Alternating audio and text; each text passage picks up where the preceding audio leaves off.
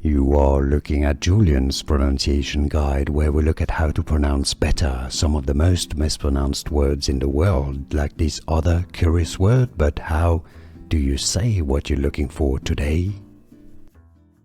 Let's learn how to pronounce those two words once and for all correctly in English. They are very similar, but of course the difference is the H in the spelling and in the pronunciation. So the top word is pronounced harm when you damage something or you cause pain or trouble or damage. Harm.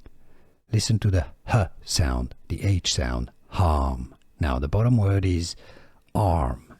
Similarly, but without the H sound at the beginning.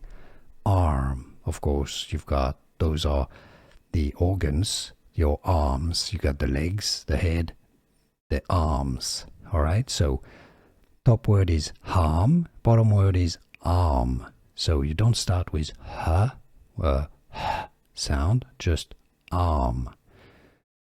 Harm versus arm. Can you hear the difference? Can you pronounce those correctly? Was this any useful? Let me know in the comments.